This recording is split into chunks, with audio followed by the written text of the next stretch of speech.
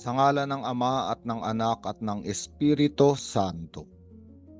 Panginoon, isugo mo ang iyong espiritu at pagpanibaguhin mo ang muka ng aming mundo.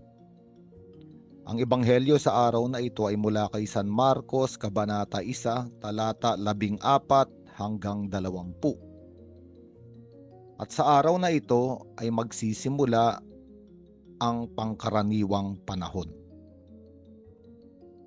Ang pangkaraniwang panahon ay isinalin mula sa salitang Latin na isang napakagandang panahon sa simbahan na tinatawag na tempo ordinaryo. Ngunit ang salitang ordinaryo sa salitang Latin at sa iba pang mga lengguwahe ay hindi nangangahulugang pangkaraniwan lamang o isang panahon na walang espesyal na nangyayari. Ang salitang ordinaryo ay galing sa salitang ordained. Ibig sabihin, layunin o may patutunguhan.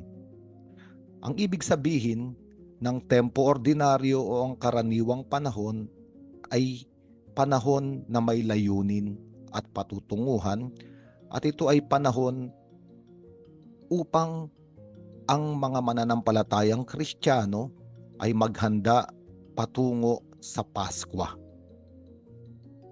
Kaya nga ang lahat ng banal na Eucharistia o Misa, araw-araw at lalo pa nga sa lahat ng araw ng linggo, ay may patutunguhan. Lahat sila ay nakaayon sa pagdiriwang ng Paskwa. Lahat sila ay nakaugnay sa pagdiriwang ng Paskwa. Kaya nga sa simulang araw na ito ng pangkaraniwang panahon, sa bagong taon ng 2025, tayo ay inihahanda patungo sa Paskwa. Sa panahon ng Kwaresma at higit sa lahat sa panahon ng muling pagkabuhay ng Panginoon ng Paskwa. Kaya nga napakaganda na nagsimula ang ating pangkaraniwang panahon o ang tempo ordinaryo sa misyon ng ating Panginoong Hesukristo. Sa ebanghelyong ito, sinabi ng naibilanggo na si Juan, si Jesus ay nagsimula ng mangaral sa Galilea. At sinabi niyang dumating na ang takdang panahon, malapit nang maghari ang Diyos. Kaya magsisi na kayo at talikuran ng inyong mga kasalanan, paniwalaan na ninyo ang mabuting balita.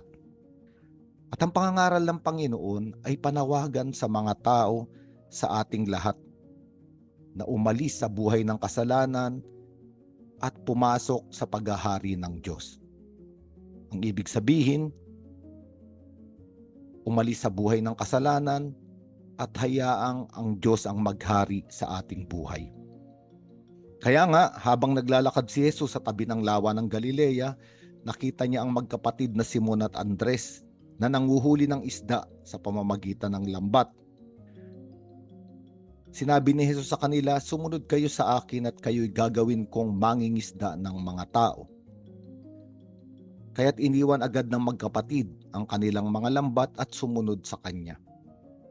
Ngunit hindi dito natapos ang panawagan ni Jesus. Nagpatuloy siya sa paglalakad at sa di kalayuan ay nakita naman niya ang magkapatid na Santiago at Juan na mga anak ni Zebedeo. Sila'y nasa kanilang bangka at nag-aayos ng mga lambat. Tinawag din sila agad ni Jesus at sila ay sumunod din sa kanya. Iniwan ni Santiago at Juan ang bangka ng kanilang ama at ang mga upahang manggagawa na kasama nila. At ito ay larawan kung paanong ang mga tao ay tinatawag ng Panginoon upang makiisa sa pagpapahayag ng mabuting balita, sa pagpapahayag ng nalalapit na paghahari ng Diyos. At isang magandang simbolo o larawan sa ebanghelyong ito ay ang mga mangingisda at ang kanilang mga lambat. Maaari nating sabihin na si Andres at si Simon, Pedro, ay pumapalaot na sa buhay. Naghahagis na sila ng lambat upang maghanap ng buhay o ikabubuhay. Ibig sabihin sila ay may gulang na. Marami ng karanasan sa buhay, pumalaot na ng mahabang panahon sa paglalakbay sa daigdig na ito. At may karanasan na silang mabigo at may karanasan na rin silang magtagumpay. Samantalang si Juan at Santiago ay nasa ilalim pa ng pangangalaga ng kanilang ama. Ang ibig sabihin, sila ay nagsisimula pa lamang o tinuturuan pa lamang. Kaya nga sinabi na sila ay nasa bangka pa ng kanilang ama. At si Santiago at Juan ay larawan ng mga taong nagsisimula pa lang sa buhay. Maaring hindi pa nakahanda o naghahanda pa lamang. Hindi pa sila pumapalaot, kaiba kay Andres at kay Simon Pedro. Ngunit ang paghahagis ng lambat, katulad ng ibang bahagi ng mga ebanghelyo, ay karanasan.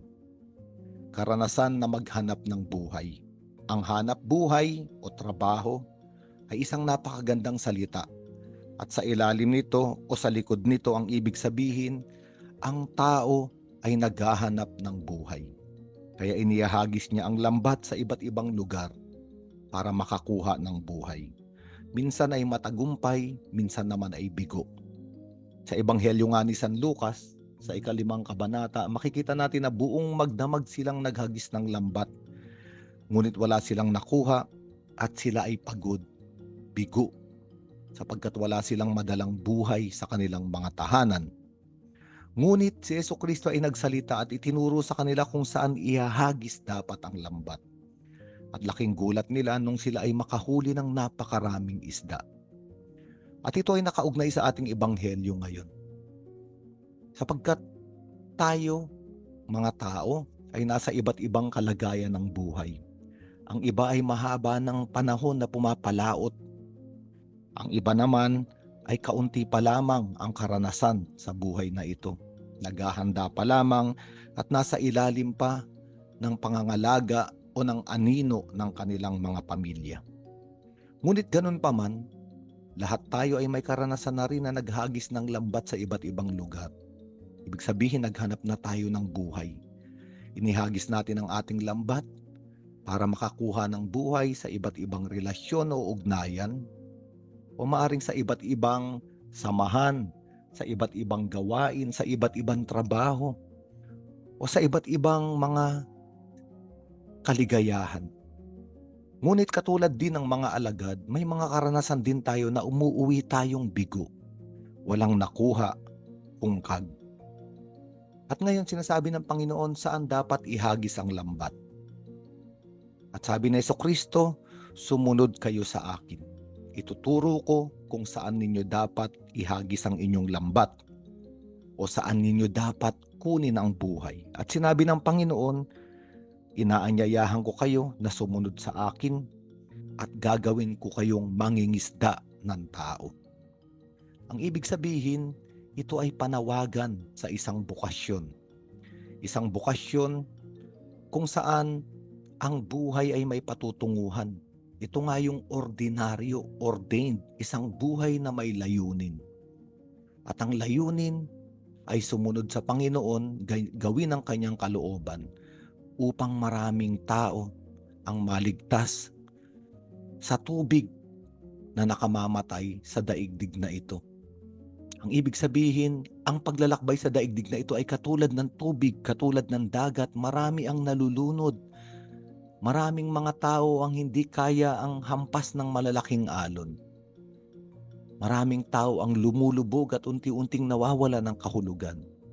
At ang misyon o ang panawagan ni Jesucristo sa ating lahat ngayon ay maging mga mangingisda ng tao. Doon natin ihagis ang ating lambat. Ang ibig sabihin, doon natin ilagay ang ating buhay. Doon tayo kumuha ng buhay. Buhay sa pagpapahayag ng mabuting balita ng Panginoon. Sapagkat habang ibinibigay ng mga sumusunod kay Jesucristo ang kanilang buhay, habang iniaalay nila ang kanilang buhay para sagipin ang buhay ng iba, ayun ang tamang pagkakataon at tanging pagkakataon na nakakakuha ang tao ng buhay. Kaya ngayong araw na ito ay para sa ating lahat. Maaring ikaw ay si Simon Pedro at Andres na matagal nang pumapalaot sa buhay, naghahagis ng lambat, o maari namang tayo ay si Santiago at Juan na nagsisimula pa lamang. Ngunit ang panawagan, ang bukasyon, ang layunin